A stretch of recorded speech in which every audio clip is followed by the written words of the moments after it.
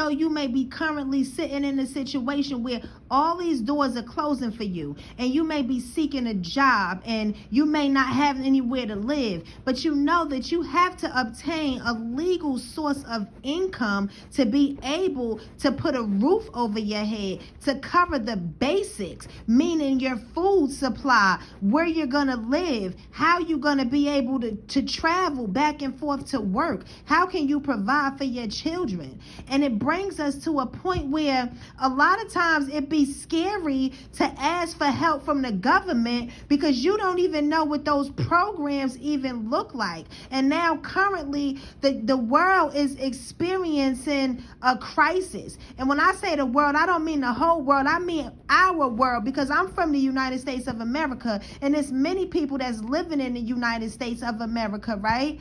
But it seems that a lot of the funding and the resources, they go to people that come here from other countries. But it's also people that's here that need a leg up, that need a hand up, because it's not quite the hand out, it's the leg up. See, I've once heard a quote that states that, you know, the world so loves the underdog. They root for the underdog. They want to see the underdog get up, conquer, and achieve and overcome the obstacles that they are currently facing in their life, right?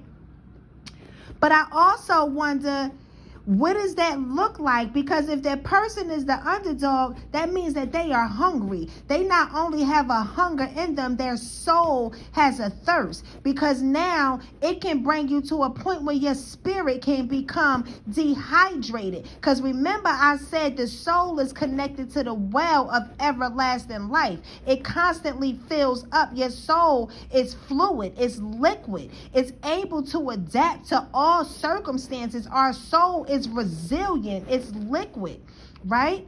But what happens is when your spirit gets broken, your spirit becomes dehydrated. But I want to encourage you in this moment that you may be homeless, you may be unemployed, you may not know where your next meal is going to come from. You may have applied to so many different jobs, but for some reason they are turning you down, either because you're overqualified or you're underqualified for the position.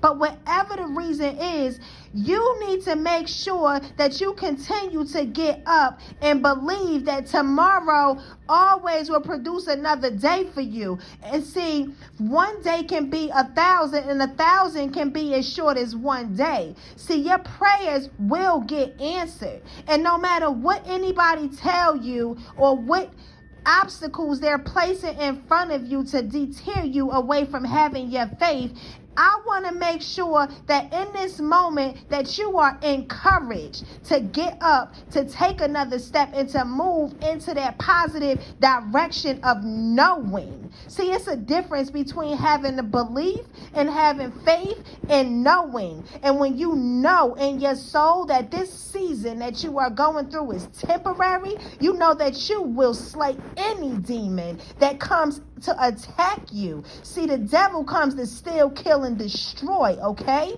But I want you to know in this moment that your resilience, your determination, and your humility, your endurance, your willingness to conquer and to prevail through any obstacle will humble even the coldest and evil of devils. The devil will start working for you, okay? The devil will not only be on assignment to attack you, the devil may even become inspired by your humility. Because when you are protected by the Most High, remember the book of Job, the Most High said you can attack him, but you cannot kill him. You can do whatever you want to do to him, but do not kill him, right?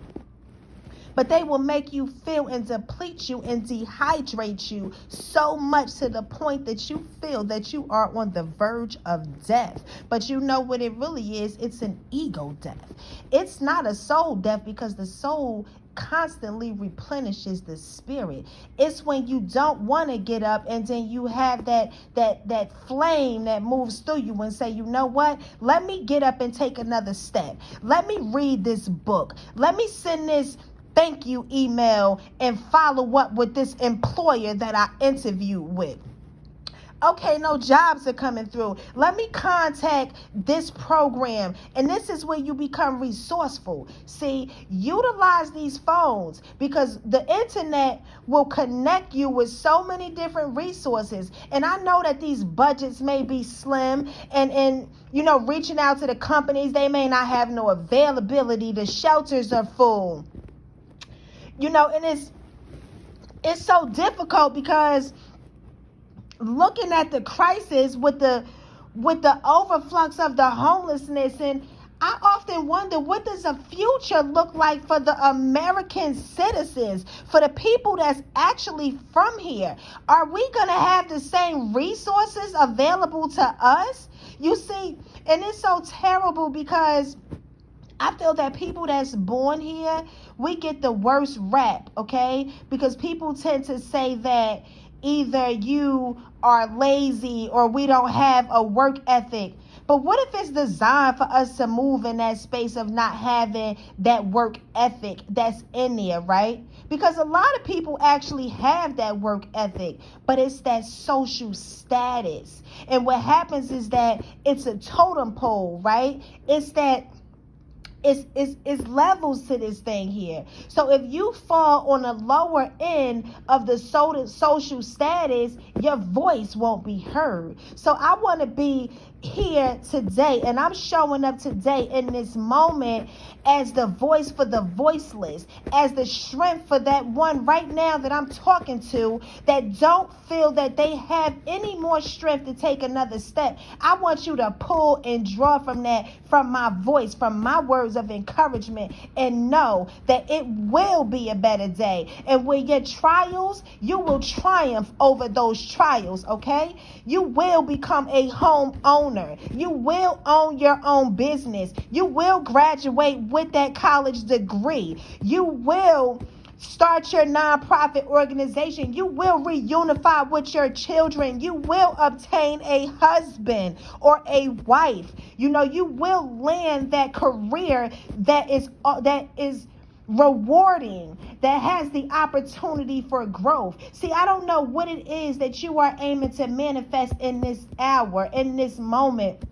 But one of the main things that I want to encourage you is to never stop dreaming, to move into that space where you say, this is what I want to accomplish. This is what I want to achieve. And I'm not going to allow nothing to hinder me from accomplishing my goals. Now, they run around and say, don't make goals if you don't have this amount of money and this level of support, okay? I've learned that it's imperative to have some type of support. Now, if you don't have that family support, or you don't have that strong friend connection for you to lean on to, that is then in that moment where your resources will step in and you will reach out and find these support groups, and because it's always someone out here that's going through what you're going through. They've been through what you went through. Or they about to go through what you're going through. See, it's a cycle. And this cycle is always turning, right? It's constantly turning and it's turning and it's turning. But the way you have to approach this thing, you have to approach it like you're at war. And it's not that you're at war with yourself. You're at war to end the cycle, because oftentimes it is passed down from generation to generation. So remember to encourage yourself when you feel that there is no more encouragement. Remember, when one door closed, even if you are saying it through tears, you tell yourself, another door will present itself and open for me, because one door will not close on me without another door being prepared to open for me. So I want to encourage you to encourage you. I want to encourage you to help you. While you are out here seeking assistance and support, ensure that you are advocating for yourself, that you are helping you so that you can be available and ready when that help shows up. Y'all be blessed. Peace.